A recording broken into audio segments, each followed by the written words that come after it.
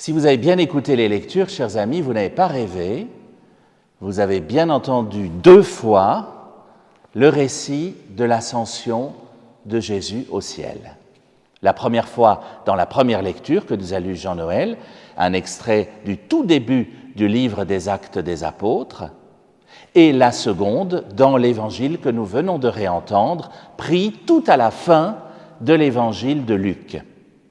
Pour bien comprendre cela, il faut peut-être que je vous redise, ou que je vous apprenne, que ces 2 textes ont le même auteur. L'évangile de Luc a été écrit par Luc. Bon, ça, vous n'allez pas tomber de votre banc en l'apprenant. Mais le livre des Actes des Apôtres aussi a été écrit par Luc. Et ça, c'est moins connu. Les Actes des Apôtres sont un peu, en quelque sorte, le volume 2 de l'évangile de Luc. Un indice de cela se trouvait d'ailleurs au tout début de notre première lecture, puisque le tout premier verset que vous avez entendu disait « Cher Théophile, dans mon premier livre, j'ai parlé de tout ce que Jésus a fait et enseigné depuis le moment où il commença jusqu'au jour où il fut enlevé au ciel.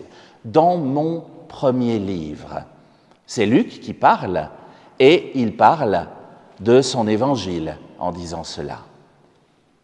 Autrement dit, nous avons dans la collection des œuvres complètes de Luc, le volume 1 qui va de la naissance de Jésus, et même un peu avant, jusqu'à l'Ascension, et le volume 2 qui s'appelle les Actes des Apôtres et qui part de l'Ascension et qui raconte tout ce qu'ont fait les premiers chrétiens.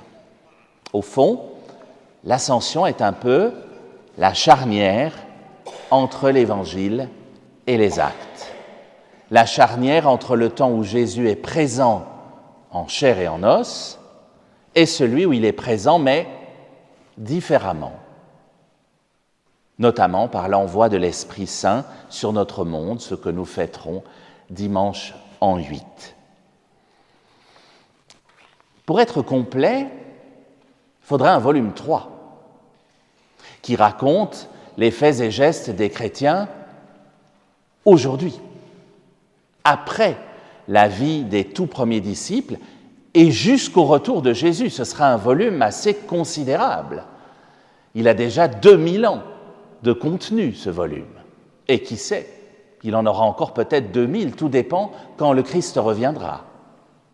Ce jour où il reviendra nous sauver, c'est ce dont nous parlait notre deuxième lecture, la lettre aux Hébreux. Il reviendra nous sauver tout en regardant le volume 3, en regardant ce que nous avons fait en attendant son retour, ce que nous avons fait aussi de l'héritage qu'il nous a laissé.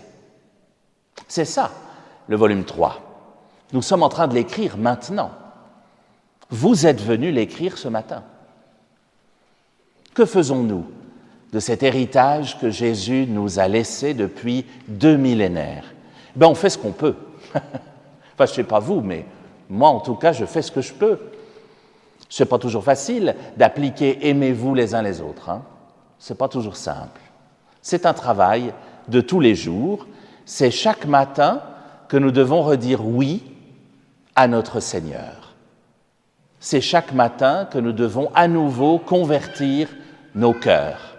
Pour ce travail, nous avions quelques pistes dans nos lectures d'aujourd'hui. Tout d'abord, vous l'avez sûrement remarqué, la première lecture commençait par « Cher Théophile ». C'est qui celui-là? On n'en parle pas après, on n'en parle pas avant. Est-ce que c'est un neveu de Luc, un cousin, peut-être une personne qui a réellement existé et qui portait ce prénom? Mais alors là, on a un léger problème parce qu'on n'en a aucune trace.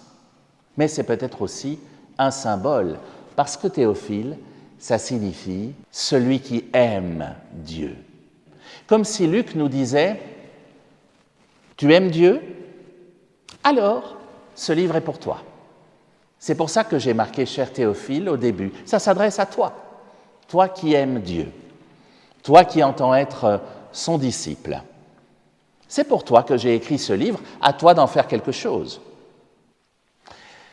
L'ascension que nous fêtons aujourd'hui est donc raconté 2 fois, comme je vous le disais, à la fin de l'évangile de Luc et au tout début du livre des Actes, après qu'il l'ait adressé à Théophile.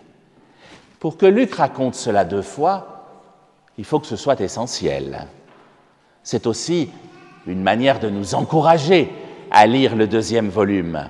Les séries télévisées n'ont strictement rien inventé. On vous montre un petit quelque chose à la fin de l'épisode 1 qui vous donne envie absolument de voir l'épisode 2. Et puis, pour être bien sûr que vous l'avez en tête, on reprend ce petit quelque chose au début de l'épisode 2. Vous voyez, c'est dans la Bible. Les séries télévisées n'ont rien inventé. Mais l'ascension, ce n'est pas que cela. C'est une étape. C'est la fin du ministère de Jésus sur cette terre. Et après, c'est à nous d'agir jusqu'à ce qu'il revienne. Agir, d'où le titre du livre, les actes des apôtres. Et voilà où se trouve le piège de l'ascension. Nous pourrions très bien, surtout dans notre belle région, rester les yeux levés vers le ciel, surtout quand il est bleu comme ce matin.